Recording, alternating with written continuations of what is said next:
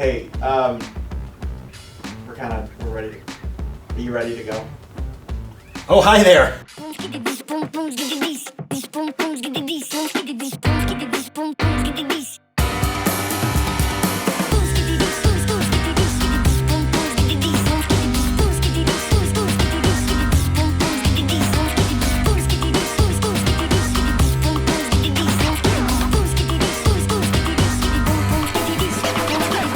Hey, welcome back. So on a previous segment, I discussed the co-insurance clause, and I encourage you to watch that video before you watch this one. The truth is, it was tricky, it was confusing at times. In short, it was math. But I did tell you that I would explain how to avoid that uppercut punch of the co-insurance penalty, and I'm a man of my word.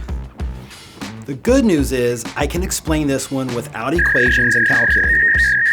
So today's special guest is agreed value. What the heck is agreed value? Well, it's exactly what it sounds like, and that never happens in insurance. Essentially, it's when you and the insurance company, get this, agree on the value. You do this during the application process, and it's as simple as your agent adding agreed value to the property sections of your policy. You say how much it's worth, and we agree to it. Disclaimer, this is a dumbed down explanation. Agreed value eliminates the co-insurance penalty because, well, it just does. To be candid, it's a no-brainer, and I firmly believe that every single policy should be written on an agreed value basis. There's no reason not to do it. It does sometimes cost a little more, but if it's a tiny increase, it's definitely worth it. You can then put that sense of financial security in a lockbox. I would put it in what I call a lockbox. Another option, and I use the word option loosely, is to inquire about the possibility of having your business insurance written on a BOP, or business owner's policy, instead of a package.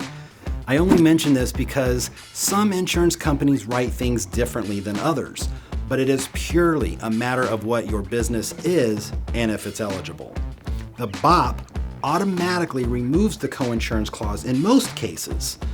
This is something you'll want to ask your agent about, and it's definitely worth a phone call. But remember, it's not always going to be an option for you. However, studies show agreed value option 60% of the time works every time. Of course, I wouldn't know things if I didn't mention the other obvious option, and that is simply to make sure you're insuring your property for the replacement cost. Replacement cost is what it would cost to replace your property exactly the way it is from the ground up. Folks, this is not the same value that your appraiser gives you. It's not what you paid for the property.